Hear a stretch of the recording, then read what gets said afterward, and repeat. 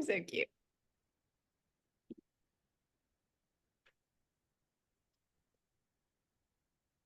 Hi, I'm Angela with the Primal Psychology Podcast, and today I'm interviewing Radha Nelia. Hi, Radha. Hi, so wonderful to be here. So thank you so much for being here. As you know, we talk about energy psychology on this channel, and Radha, we're taking a little bit of a divergence from psychology into more of the spiritual realm, but I actually see it all, it's all interconnected, and psychology is dealing with our spirit. And so how we approach our healing and our relational aptitude in life and out in the world is so dependent on our spiritual journey and our spiritual awareness. And I'm personally, as the creator of a couples program that is based on an energy psychology modality as well, I'm all about like rapid healing, rapid transformation. And that's why the energy psychology and a lot of this like spiritual work that Radha does, for example, I think is so important because it is so fast and you don't waste as much time and energy. And so I'm really excited to share with you Radha's work that I've personally experienced for myself, the goddess activations, which we'll talk about. But first, I wanted to just read a quick bio of Radha's work, because it is very unique. And she is a 5.0 manifester, a goddess activator, and a publisher. So she's publishing books and supporting female authors on these topics of feminine empowerment and working with the divine feminine archetypes. Through her work at the Goddess Code Academy and Radha Publishing House, Radha facilitates transformative experiences for women to reclaim their sovereignty, heal past wounds, and embody their feminine essence. The Goddess Activation session or healing modality is what I personally experienced. But I guess I would like to start with, if Radha, if you could explain a little more about what it means to be a 5.0 manifester and how that fits into your work to help women transform. Absolutely. So I didn't really study human design, but I got a reading and a 5.0 manifester basically helps to kind of activate other people's geniuses. So I'm very good at helping other people really come into the realization of their own gifts, their own abilities. And I've always been able to see that in people. Like I had a friend that I knew was meant to be a director and he was going in one direction, and I gave him a book about directing, and I don't try to influence people's life, but I just gave it to him as an inspiration. It's up to him if he'd like to pursue it. And I just kind of nurtured that and gave him a couple opportunities when I had the chance. And he really blossomed into his Wow. career as a director. But I do that with women a lot too. And it comes very organically because I'm just able to sort of see what people's strengths and their superpowers are. And then Wow. I'm really good at nurturing and activating that. And for women, a lot of times that comes through our deepest wounds can also be the deepest key codes for what we're here to share, what we're here to do. We talked earlier about sovereignty, and that's one of my one thing that's very important to me, and I think all women, is activating our sovereignty and really taking our personal power back. And so I work with women. I've worked with women for over a decade. Well, since 2012, I started Goddess Activations, and that was through my healing practice. And it kind of came as a download because I was actually trained in many other modalities, and my mother is a shaman. So Yes, yeah, so many. I don't know anyone else who has more modalities under their belt than Radha, and you continue to educate yourself and advance and elevate your skills and your as a healer. I love it. I mean, I found something that I thought was so exciting and I wanted to learn it on from every perspective and angle. I didn't want just one because I feel like there's so many ways we can approach, issues that come up, and whether that be mental, emotional, spiritual, there's many layers and levels to us actually as multidimensional beings. Yes. And so when you're in session with women, how do you how does the goddess activation element of it intersect with this intuition that you have about someone's superpowers? How did those two things intersect in session? I mean, it goes perfectly together because we have different divine feminine archetypes. As women, we're not just good girl, bad girl. We are so multifaceted. We have so many archetypes that we embody as feminine. But when I connected in with a woman, I could see the strongest archetype that wants to come forward. That's maybe been a little bit in the background, and so it's like that interpersonal power, or that strength, or the creativity, saroswati, like there is usually an energy that's lingering in Oh, wow. that Okay. space. And And is that also a reflection of something of their essence, that individual?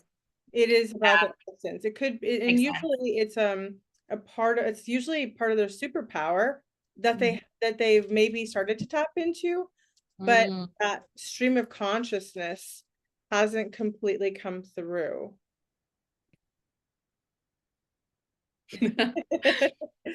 Yes, that actually makes so much sense. I'm remembering my session that I had with you years ago, and I do remember that um, feeling of what you were pulling up, the goddess the particular goddess that you pulled up that came forth in our session. It did seem like that was such a part of me that had been like covered up by all the stuff that happens in life, all the traumas, and so that's just such an amazing gift that you have to see that in each individual woman and bring that forth, and let that soul more fully embrace and embody that essence of and that piece of themselves. Yeah, it's not really about pulling things from from the sky. It's really Yeah. the essence that the woman holds within her.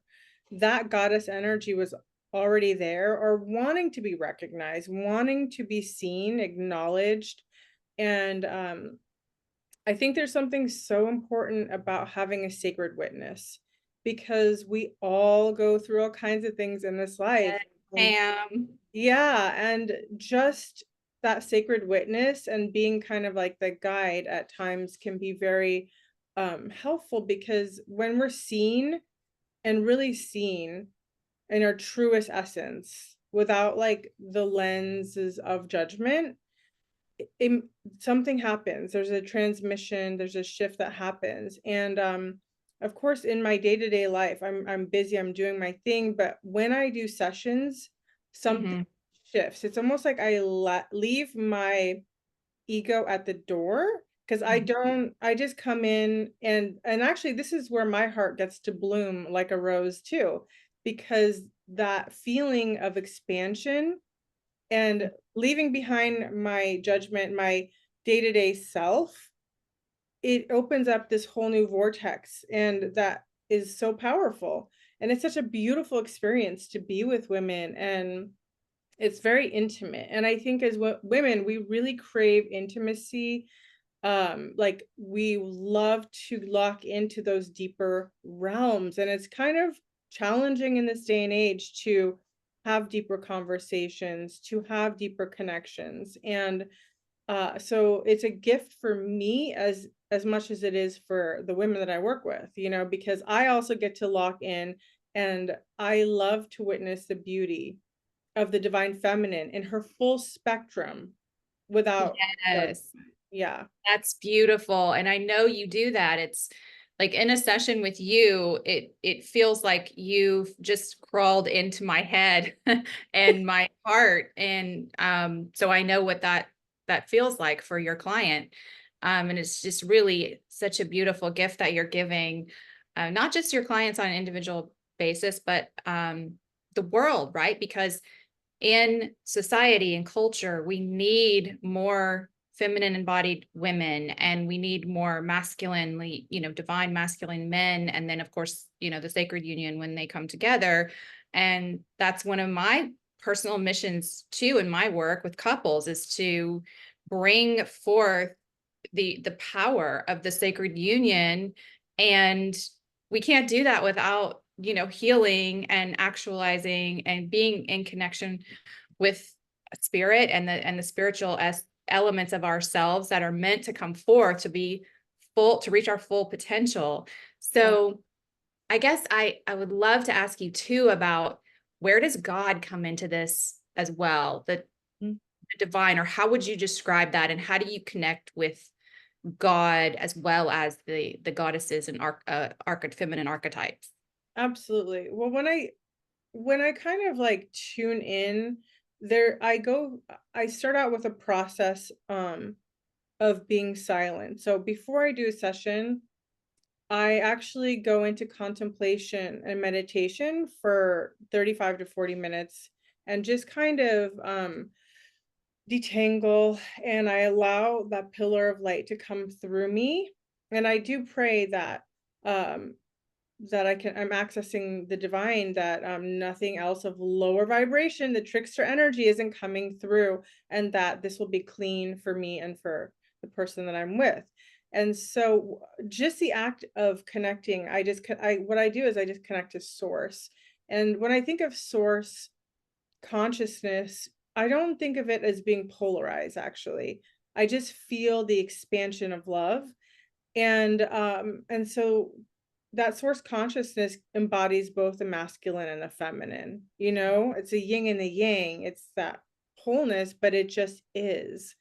But Yeah. when we are working with the intricacies of the humanness within us, archetypes become extremely important, because it is through our archetypes that we can identify, and then we can start to work with archetypes to start to heal core wounds. So to me, it's invaluable, because I just kind of open it up and just ask that consciousness come through, and that's something anybody can do. We can Mhm. do that. And I always teach people I work with that they can connect, and I teach them the pillar of light. It's protective. It's kind of like a super shield when we go out. Because you're highly sensitive, I'm highly sensitive. When I go out, I literally could feel everybody's energy and what's kind of at the forefront of their consciousness. And sometimes I just don't want to, because I'm not there to do work with them. I'm going out to eat. I'm going to Yeah, park. you have to protect your own energy. Yeah, so then the pillar of light kind of acts as that vessel.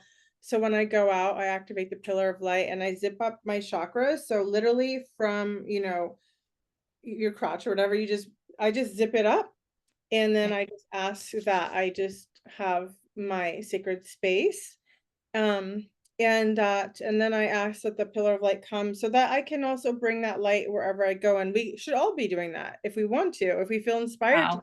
because Yeah. that's something that's really important, that we start to realize how much, power we have too. And that we have to, like, I feel like I've had to go through a lot of training for divine protection. And I realize, like, it's not about fighting against evil, but it's actually about embodying the light so that it's not affecting us. So that when that energy tries to penetrate or project, or those people that don't do the shadow work want to just take all their stuff and dump it, that it's Mhm. actually just falling flat. It's not coming into the field, because That is so important. it's so important. There's a lot of people that have committed their life to not facing their shadow, not facing themselves, not wanting to take responsibility for anything.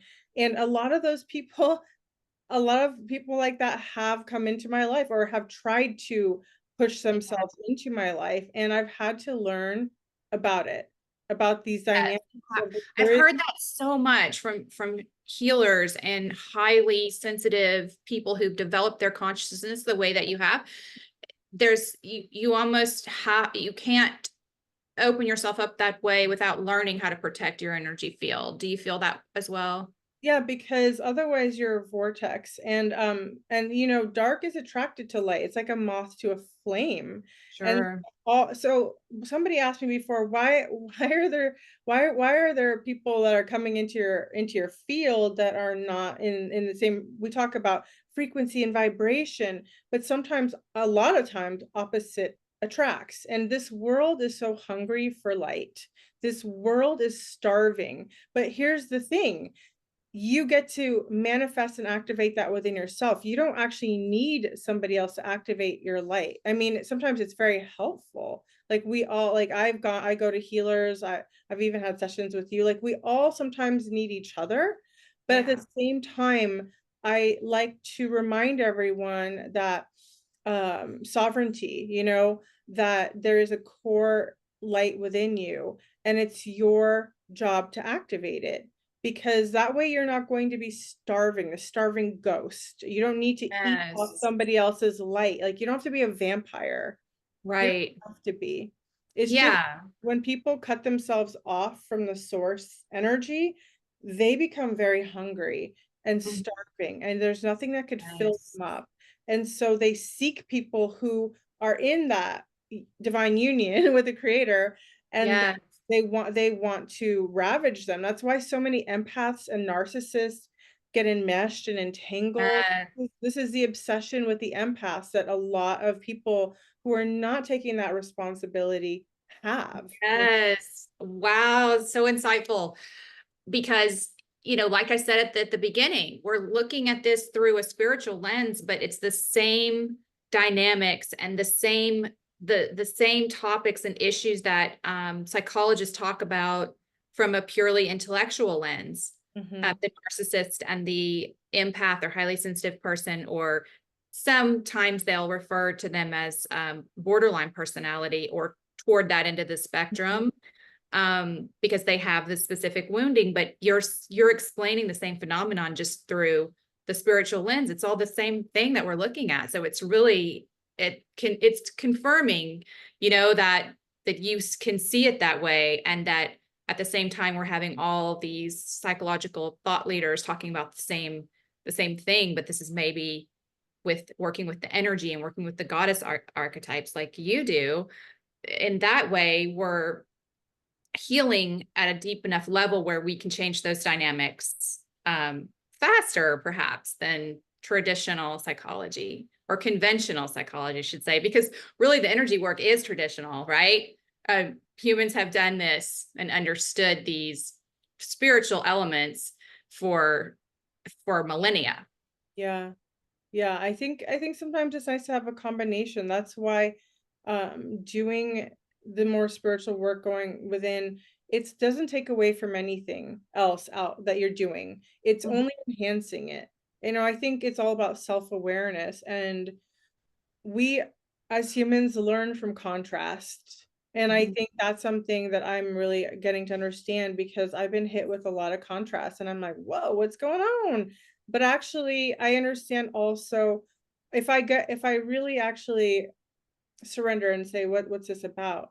I understand that everything is a catalyst, you know, and it's hard to admit because sometimes we get so upset about these things that happen, but at the same time, where there is the opportunity, and I can see, and I wanted to speak on something about like energy attack, spiritual warfare, that the truth is that a lot of times when empaths are getting hit with these really big energy attacks with people who can't handle their own stuff, that's actually an opportunity for empaths to activate. There's something activating, because for every polarity, there's an equal and opposite, you know, reaction. So something negative is coming here, but what happens is the field actually activates too.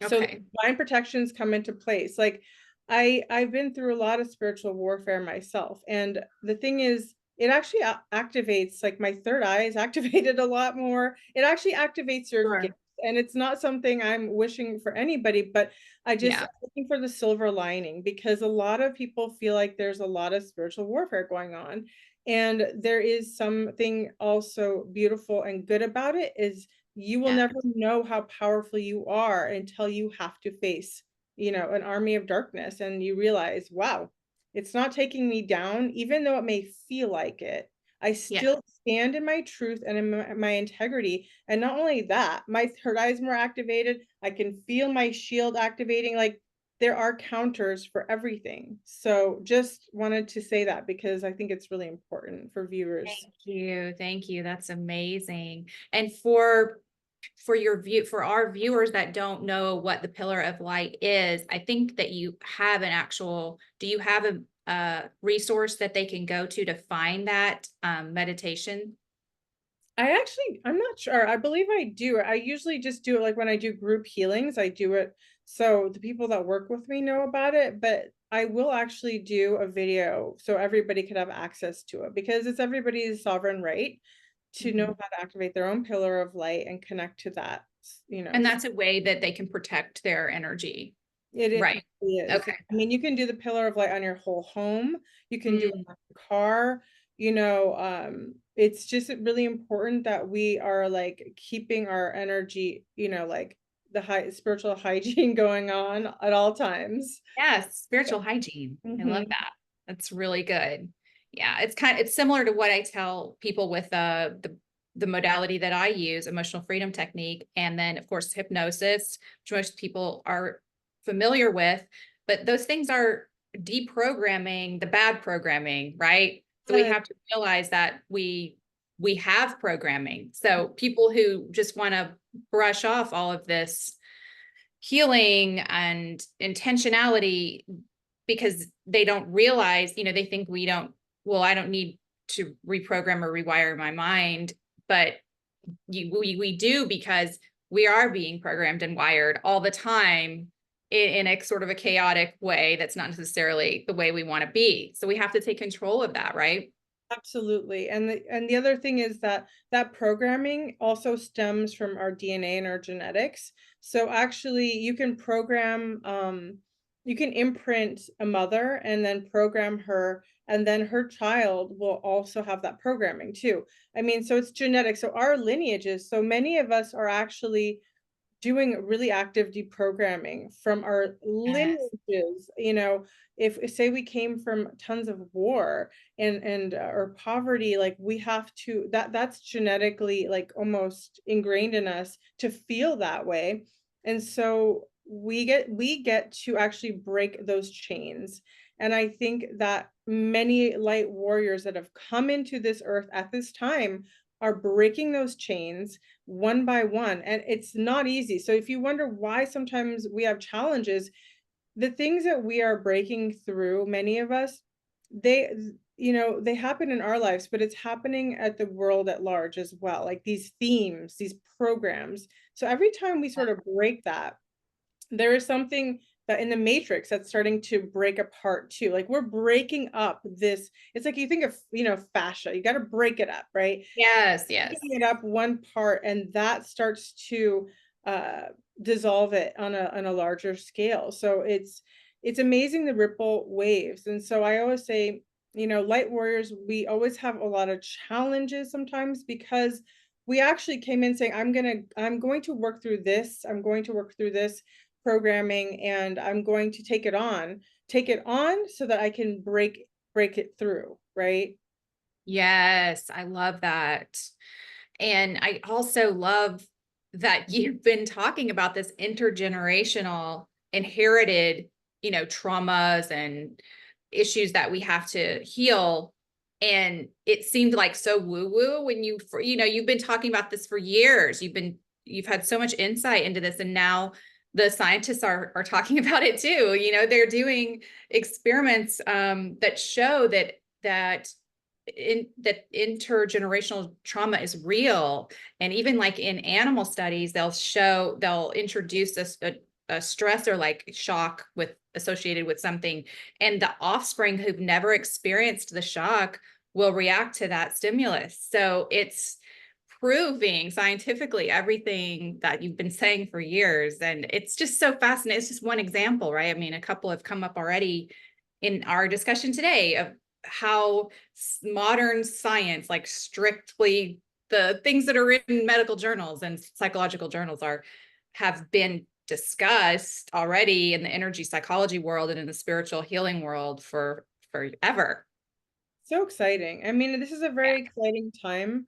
I mean, we're seeing a lot play out on the world stage. A lot of these multi-generational traumas are actually playing out, and we're a bit horrified, all of us, because it's a bit much. But I think if we take, one thing is we should all be advocates in our own life for our own healing, for our own clearing of our own generational traumas, and then also the things that we believe in, like, we can't take on everything, but I think if we all participate in the one thing, like, I love animals, like abused animals, like that really speaks to me, and what can we do in our life to make a difference? Because it can be overwhelming if we just want to change the whole world without starting right here at home, so when Yeah. we know that we're doing something that is good, and making a difference, like, we know that we are having an impact. You may not see it on a big world stage, but we are doing our part. And I think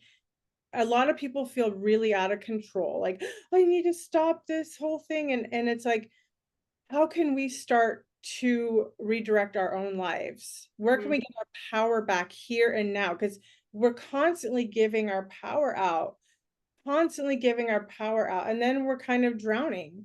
And it's like, okay, what can I do now? Do I have children? Do I need to advocate for kids? Do I have animals? What sector can I be responsible for in my life? And how can I make a difference in my life? Because it's our little communities, that we can make the biggest difference. And I think if we all kind of take more responsibility in that helm, that's where we're going to have more personal power, and how we can team Absolutely. up with others that are passionate. And that's where we create community too. I love that. And I think that people have to realize that when they are doing their own inner work, or they're working on their relationship, in the case of couples doing Mhm. their couples work, um, they are changing the world. That's, you're serving by healing yourself, because you can have so much influence over your family, and then your extended family and your community, once you are fully embodying your superpowers, right? And Yes. your essence and your purpose. And we all have a purpose, and discovering that, um and taking action, and really taking care of ourselves, instead of, like you said, letting ourselves drown. That doesn't serve anyone. So we really have to invest our time and energy and in ourselves, in our relationships. And I like to think that that's what is changing society in the direction that it desperately needs to. But that was one of my questions on my list for you, though, is how does all of this impact society? Because, like you said, society is really horrific in a lot of ways right now. It is. It's like, it seems like a nightmare. So we have to keep reeling it back in. So, I think that's why I love the work that I do with women, because when a woman gets her personal power back, or is able to take back an archetype that she wasn't able to access before, that grows her. And it's not about being better than anybody. Oh, I'm better than you. It's about, no, I'm owning this because it's part of who I am. And now I can be of greater service. Leaders create other leaders, right? We don't want to just be like, oh, I'm the one, that's not my philosophy. My philosophy is, let's all get it together as much as we can. Every day is a new day, it's a new challenge. But what can we do now? Like, if I know that when I see women blossom, like, they're a tight button, they just blossom, I can feel their radiance. I can see how that ripples into their whole entire life. And when that energy is rippling into their life, what is it doing for everyone else around them? When more people are in their personal power, that's going to empower more people. It's not about that pyramid scheme where there's just one person, on Right. top. Like, Yes, it no, doesn't work that way. we need leaders, like light Yeah. leaders in every sector of this world. And we have to be responsible for ourselves in that way. How can I activate my inner leadership? But it's really about bringing that self-love back. So when I love myself, I don't need to destroy somebody else, right? There's no need, because if I really love myself, I don't have to crush somebody to feel better about myself. I can be like letting them bloom and I can bloom and we can create a garden of beauty. That's how we create the Garden of Eden again, right? We all have to blossom. And when there's Mm. like you are in a garden and there's a part of the garden that's sick, we want to nourish it. We want to encourage it to grow again, right? We Yeah. don't want a garden where half of it is like dying and the other half is flourishing. Like what makes it beautiful is every rose must bloom, every flower or whatever flower they are, they're going to be magnificent in their archetype. And so it's about, embodying that within ourselves and allowing and really honoring that in other people. And I think in our society, there's this fear that has been installed in women that we can't let another woman, shine in her light. And this is, I mean, this is like a societal thing because Yes. for me, it's personal because I had that abuse as a child from a woman who was trying to crush me. Yes. I couldn't even, it was hard for me to blossom into who I am. And so became a very deep pain, but I realized like, wow, I want other women to blossom because if that person had blossomed and was allowed to blossom, she wouldn't have to crush a little child. Yes. She wouldn't have had to crush you and your light. So I think that's like by allowing ourselves to blossom, we give others the ability to blossom as well. And I think we really have to think of it in a different way that you accentuate me and I accentuate you. It's not, there's never like ever a competition. It's Mhm. us all shining in our own uniqueness. Yeah. Yes, and then I think also as you're talking about that, it feels like very nurturing, and that is part of the essence of feminine, of the divine feminine. So if we do help each other blossom, then the nurturing that flows out of us as a divine feminine is going to improve the world, everyone around us, society in the best ways. And that's why it's so powerful. Mm. It's very exciting. It's very exciting. And I love having these conversations because it just reminds me why this is also important. The work that you do, the work I do, and that other people are doing, because the divine masculine and feminine are very important factors in bringing balance into this earth. Yeah. And that's why like working with feminine and helping them remember their femininity is important because I've worked with a lot of like super high powered executives and lawyers and women who are out there, but they've discarded their femininity to the Mhm. point where they could not receive. And so Yes. part of that feminine aspect is a flower receives the sun. So it's our divine birthright. And when we balance all of that out within us, masculine and feminine, then I believe there will be a huge catalyst on this whole earth where we can feel more of the energetic balance come back into our beings, into our societies. It just ripples out into the world. Yes, I love that. And in the case of couples, where the couples in the sacred union are just exponentially helping each other blossom, and then Yes. it's a culminating energy that is also so important and so powerful. It really is. I think that dynamic too with the masculine and feminine, there's been that split, those inversions, and Yeah. a lot of hijacking has been going on, spiritual warfare with the masculine and feminine, where the masculine feels that, sometimes he has to bulldoze the feminine or just take from her, Mhm. and or the woman vice versa, it could be the other way around. The woman needs to just take, but why don't we just pour into each other's cups? Exactly. Love it. And I think that's so beautiful. I love the work that you're doing. It's so Thank you. exciting. It's so It exciting. is so powerful, and it's so beautiful to watch couples blossom together and elevate each other in a way that they could never do on their own. When you find the right person and you can really harness that divine masculine, feminine energy. It's magical for sure. Beautiful. So is there anything else before we wrap up that you wanted to share that was on your heart today? And then we'll talk about where to find you, how to schedule with you and how to find your work. Absolutely. So I just wanted to share that once a year I do training as well, where I actually work with women and we go through the archetypes and really embodying each one, learning about them, learning about how we can see those archetypes within others too.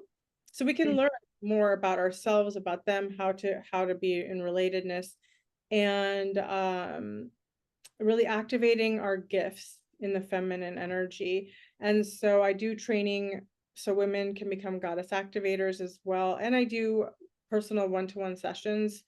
And I also do work with men too that feel like their inner feminine wants to come back online. So, I love doing this work, and I just wanted to share that. Yes, thank you. And so that's the Goddess Code Academy, correct? Where the practitioners are training under you? Yes. Yeah. I got Okay. Where is the best place for people to find that, to access the training? So what they would do is they would go to radhanelia.net, because Goddess Code Academy is getting a makeover. And Okay. then you can just contact me or my assistant Sam, and then he'll give you information about when our next training is and how to join and what it's all about and what you can do with it. Because I mean, I've worked with psychologists too, and they didn't want to like use it in their practice, but they wanted to use it unofficially, basically learn Yeah. the archetypes so that they can help women in different way, and men too.